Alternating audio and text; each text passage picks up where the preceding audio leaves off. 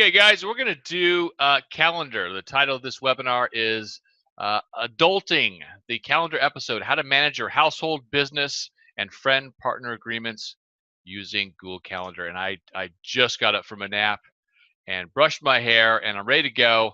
Let's take a look. So you're looking at a Google Calendar, right? This is a number of events shown on my calendar.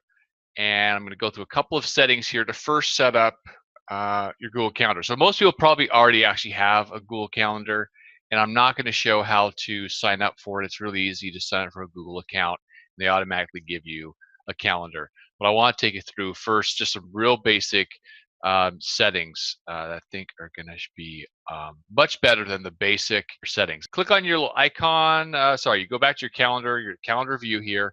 You go to gear and you click on settings. And a couple things we're going to want to do is let's first show the weather. So I'm going to show weather based on my location. So I've already put in my zip code. So put in your zip code, put in your weather, and that's the first thing that I always do. Let's go ahead and save and back. And then all of a sudden we'll see a little sunshine, right? You can hover over it and see that on Tuesday it's going to be 47 degrees. Okay, right. Very simple. Let's go to some other stuff here. Clicking on the actual calendars. Okay, I just woke up. Sorry, guys. Let's add our Seahawks calendar. Okay, so you want to see when the Seahawks are playing or any other major sports team. To do that, on the left-hand side, you'll see this other calendars. And this drop down here, let's go ahead and click on Browse Interesting Categories. And we're going to go to Sports. And in this case, we're going to go football, but you can see cricket, rugby, soccer, a bunch of stuff. Click on football, NFL, and let's go ahead and go to the Seattle Seahawks. Over here on the right, we're going to click on subscribe. Okay, and then let's go ahead and click here to back to calendar. And you'll see it now, all the Seahawks schedule is on the calendar. So we go to the 16th, and the 17th, we'll see they're playing the Rams. Okay. Now, there's a lot of different ways you can view your calendar by day, by week, by month. I'm typically in the week view, and there's also a button you can click right here that says today. It goes to the today view. All right, so let me actually click this arrow. All right, next setting. So we've seen how to see the Seahawks schedule. Okay, what if you are woo-woo inclined, right? What if you're like a witch or a warlock or into astrology? Let's go ahead and click on Browse Interesting Calendars, click on More, go to Phases of the Moon. Let's go ahead and do that. And let's go ahead and while we're at it, do the sunrise and sunset. For Seattle, right, it knows where I'm at because of my zip code. Let's go back to the calendar. And now we get to see the sunrise, the sunset, and then on the 3rd of this month was the full moon, and I can see there it is, full moon.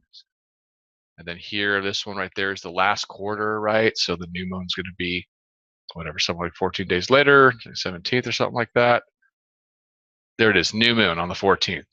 Okay, not rocket science, right? You can see it's super easy to do this kind of stuff. But what if you want to see all of the Facebook events that you've been invited to on your Google Calendar? Would that change your life? Like, would you not have to go to Facebook so much and get sucked into the void that gets, anyway, here we go. Let's do that. Let's go to, I'll just go to the home page and we'll click on events. Of course, you're probably looking at this on Facebook. And down here on the right, it says upcoming events. So let's go ahead and right click it and go copy link address. Your browser may say something different, but it'll all say like copy link or something like that. And let's go back here to our Google Calendar. Click here on add by URL. And we're just going to paste the URL in there and click add calendar. Then all of a sudden, like all the Facebook events are available on your calendar. And if you wanted to hide a particular calendar, if it was getting too annoying, just click on it on the left-hand side. Maybe I'll click on the sunrise and sunset, and it'll hide these as well, or hide the Seahawks. Just so I wanted a condensed view. If I wanted to hide my main calendar and only see my Facebook, I could take my main calendar off. You can see I did that by clicking Noah Britton, and I could only show the Facebook events that are coming up. Okay. Next up. Oh, sharing with people. Okay, so say you create an event, and you guys. I'm sure everybody has created an event on a calendar, but let's say on the 13th, so 19th at 3 o'clock, I'm going to create an event, and Noah birthday, or sorry, dinner, early dinner at 3 o'clock, and I'm going to invite somebody. I'll invite my wife Emily, and we will invite my buddy Dawood.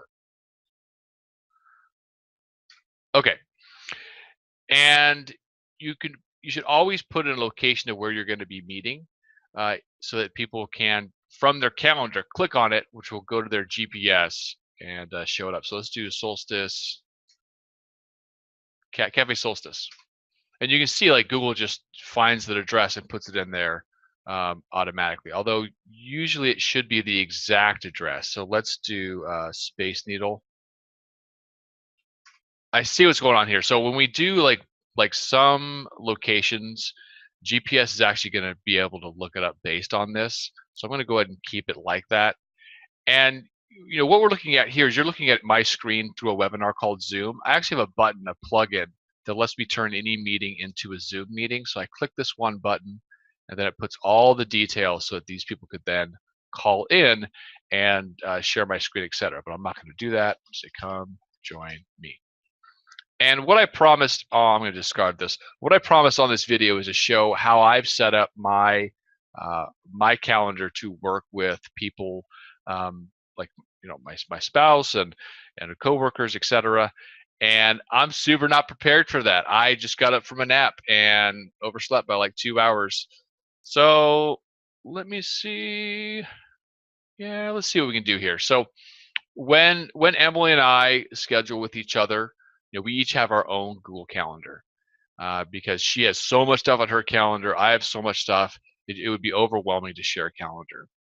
And when she wants me to do something with her, she'll schedule it, and I'll just say yes, and she'll know 100% that I'll be attending whatever she has set. And if she has something that's an informational thing, she's like, okay, I'm going to go out with some friends, but I want you to know that she wants me to know that she won't be available during that time. She'll send it to me, and I'll just say a maybe, and that way it's still on my calendar.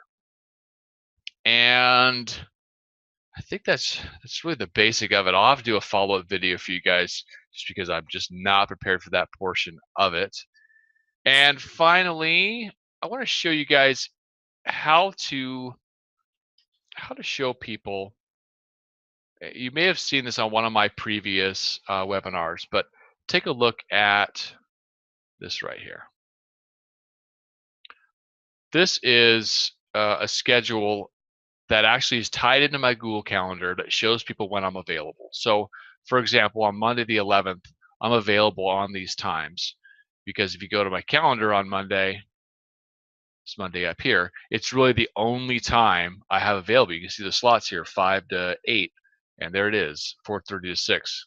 So they don't match up, but the reason they don't match up is I put a big buffer. I put like a buffer of an hour and a half for this particular type of meeting, so that nobody can schedule with me an hour and a half before, an hour and a half after events that I'm on.